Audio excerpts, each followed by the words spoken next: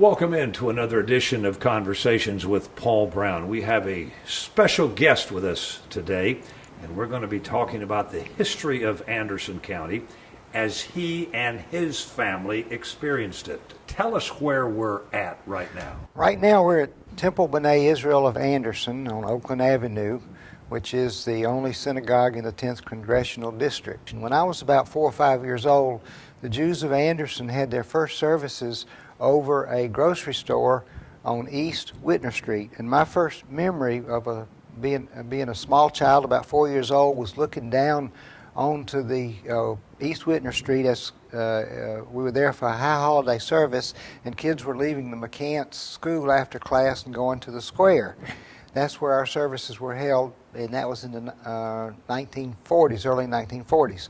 This particular building, the synagogue, was actually built in 1948 because Max Siegel wanted his first grandson, Ronnie Byrne, to be bar mitzvahed in a proper synagogue. So that's why this building was built. Going back to the early days of Jewish immigration to Anderson County, when did that happen, and what were the circumstances that allowed these immigrants to come here? The very first Jews here was a family named Lesser, and they came here before the Civil War. The Anderson County Museum is going to do a program Tuesday, October the 9th, starting Tuesday, October the 9th at 5:30 p.m., where they're going to display artifacts from this temple, this Jewish synagogue, for several weeks there. And I would invite everyone to attend if they want to find out a little bit about, what Jewish items look like. And I'm very happy that they chose to show our Jewish artifacts with this exhibit, and I would hope that as many people as possible would to come see these artifacts. We're going to have a Torah there that came from a Czechoslovakian republic that was wiped out by the Nazis, that our congregation acquired from a museum in England on permanent loan, and we're going to display that. Many other artifacts. There'll be a chauffeur, a ram's horn, even an exhibit of dolls that from Fiddler on the Roof, for example. So it's going to be very interesting. Beverly Childs, who is the director of the museum, and the curator, Dustin Norris, worked very hard to put together this program. Dustin wrote a very short history of the very first Jews that I would like to read to you. The Lessers and Giesbergs comprised most of Anderson's Jewish population until the last decades of the 19th century. Around this time, new families began to move into the area who would continue to shape the culture and economy of the growing town. Among the new wave of Jewish residents were the Siegels, Fleischmans, and Polikoffs, who found work as merchants and business owners. And so that's how my family got here. We were the Polikoffs, and the Polikoffs came from Kiev and Minsk. Kiev in Ukraine and Minsk in Belarus. When they arrived in this country, where did they land and how did they get to the south? Well, there's an interesting story. The first Jew besides the Lessers was probably Max Siegel.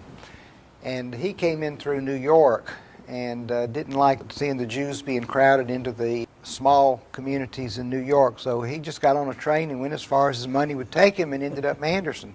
So that's how he got to Anderson. My family, the Polikoffs, came in through Augusta, Georgia, and they started different retail stores. They started off with carts, with mules, selling wares until they could raise enough money to start stores, and they started stores. My grandfather's, Samuel Polikoff's first store was with his brother David in Graniteville, South Carolina. And then they later went on. He ended up, by way of Lawrence, ended up in Anderson. And David ended up in Abbeville with the David Polikoff department store on the square in Abbeville.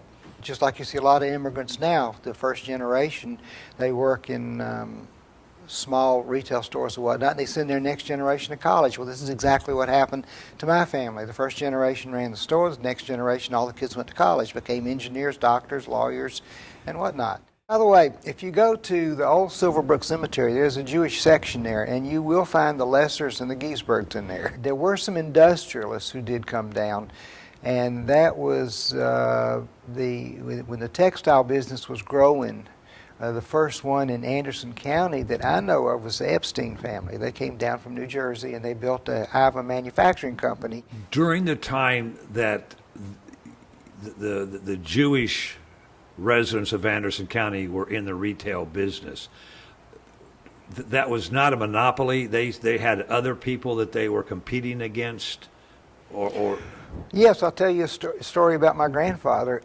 When he started his business on the corner of the square where Fleischmann's, the old Fleischmann's was, next to Woolworths. yeah. And then he moved it to South Main Street. Well, he passed away in 1924. He had a heart attack. And he left his wife, Rachel Leah, with 8 children here in Anderson. And so they changed the store. It was R.L. Polikoff's department store.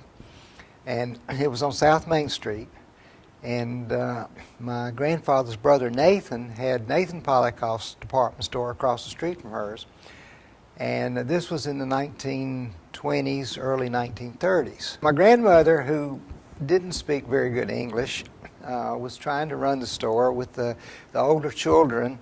And she told me a story about how Robert Gallant took her under his wing and would tell her which products to buy and what was selling good and whatnot.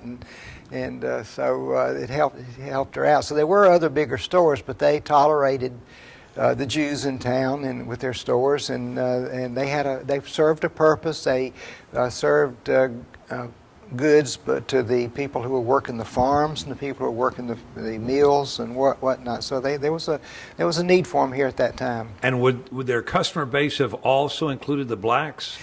The Jews did sell to blacks, and they did loan money to them and have accounts with them, whereas a lot of the other businesses would not. Yes, they did.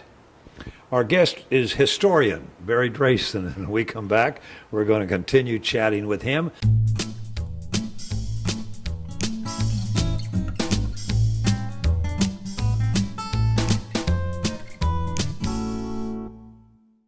There are 2 areas I want to go to. You went to Boys High and graduated from Boys High. Right. And you were not the first Jew to come through there. No. In fact, you were one of the last. Right. So tell me your Boys High story with Frog Reams. Professor Reams was a friend to everyone, including Jews. He didn't discriminate. We were treated just like everybody else. We all got the Board of Education, just like everyone else. And we couldn't have asked for a nicer educator or a better educator than Professor Reams, known as Frog Reams. Right. Boys are trying right now to raise money to build to make a bust of his head, which will be on display in the Anderson County Museum, and we just about have enough money to do that. His daughter Caroline Talbert is also participating in that project, and since Frog Reams was our principal, of course we call his daughter Tadpole. Yeah. Back in the 1930s, 40s, some of the Jews were pretty bright. One of the brightest was Alvin Fleischmann. Alvin, I think, had one of the highest grade point ratios, but he wasn't allowed to be valedictorian because they didn't allow Jews to be valedictorians back then. The first one that I remember that was allowed to be valedictorian was Harriet Fleischmann, and that was, I believe, the class of 1958 or 59. My own class, 1961, Nancy Kaplan was valedictorian, so that restriction went away eventually. Give Anderson County a grade, with A being good and F a failure, over its decades of history's treatment of the Jewish population here. How much time do I have? As much as you want. Anderson did have a good deal of anti-Semitism. And if you want to know about it, there's a book that Ronnie Byrne wrote called The Legacy, and it's in the Anderson County Library in the South Carolina Collection section. A writer back in the early 1940s, before the United States got into World War II, who wrote a series of editorials on Sunday, and he called World War II the Jew War. And he was very critical of the Jews in Anderson. He only wrote about 5 articles, but it caused a lot of anti-Semitism in Anderson in the 40s. But it's a very interesting account of this in the Legacy, in the book The Legacy. But in contrast, look at Greenville. Greenville the Jewish community is newer than the Anderson Jewish community, mostly based in textiles. Their mayor, who did the most good for Greenville, was Max Heller, a Jew, a German Jew who came in the 1940s and really helped modernize downtown Greenville and did a lot of good things for them. Yeah. So there was a lot, comparing those two communities, there was a lot less anti-Semitism in Greenville than there was in Anderson. Now, taking South Carolina as a whole, and I'm on the board of the South Carolina Jewish Historical Society, and I've spent a great deal of time learning about the Jewish history in South Carolina. Most small communities in South Carolina accepted their Jews, and a lot of them, the Jews were mayors and very active in political life in these communities, even down to little like Lawrence, Utahville, outside of Columbia. I can name just 20 or 30 of them. Another detractor to accepting Jews in Anderson was the Ku Klux Klan. Anderson had a very strong Ku Klux Klan back in the 1940s and 50s. And we didn't put a name on our synagogue until the 1980s. And most of the Jews were merchants, so we kept a low profile in Anderson for many years. When the Giesberg was from up north, I don't know whether it was Ohio or where, but when he moved to Anderson and had been here for a number of years, he said, you know, Anderson needs a YMCA. We don't have a YMCA. But he was busy working, and he didn't have time to get involved in it. So his brother-in-law, one of the Lessers, took it on himself to get involved in bringing a YMCA to Anderson. And if you will look in the original documents of the original YMCA and look at the names of the original founders, you will see the name of the Lesser in there. So there was actually a Jew on the very first board of the Anderson YMCA. and have been there ever since. There have been members that have Jews joined? have been members. They've been on the board. They have supported the Anderson YMCA for many years. And I go there regularly myself, and I think it's a great community asset to have the YMCA that we have. We have probably one of the best around. Is there anything the Anderson community can do to enhance its relationship with the Jewish community? Because chances are, if they're happy, we're happy. In my opinion, yes, they can. They can find out more about us. A lot of people don't even know that there are Jews in Anderson. They don't know that we look just like them. They don't know what we believe. They don't know that we don't have sacrifices anymore.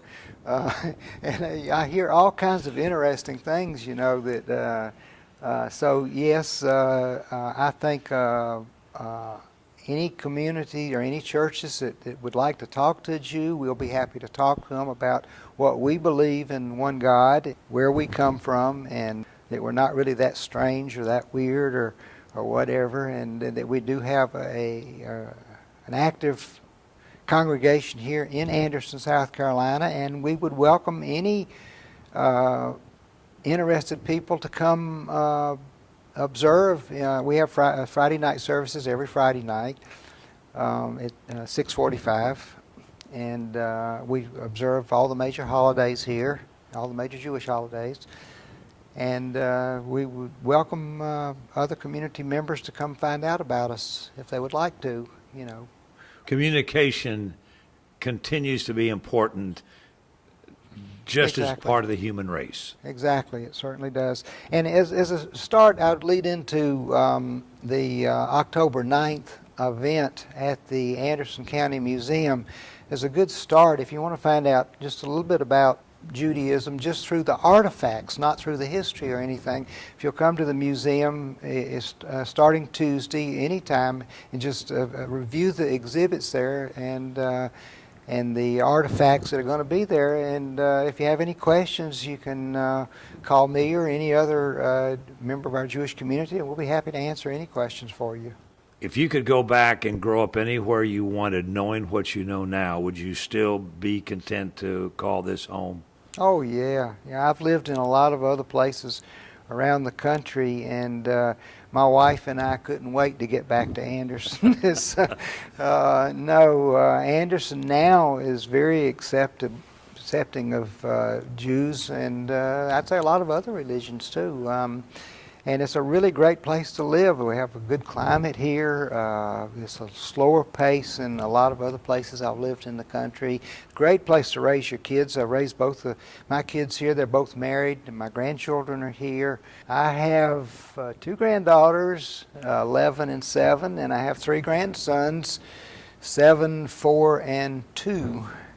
And they're all growing up in Anderson, and my wife and I enjoy going to their ball games and their school events and their dance recitals, and we're just very lucky that we have our grandchildren close to us, because we have other relatives and other friends who have to travel long distances to be with their families, and yet ours are all right here in Anderson. So, Barry Draisen has been our guest. We want to thank him for sharing his recollections of Anderson County and the Jewish folks that also call this home. We want to thank him, and we want to invite all of you to tune in next week, same time, for our next edition of Conversations with Paul Brown. Until then, take care, everybody.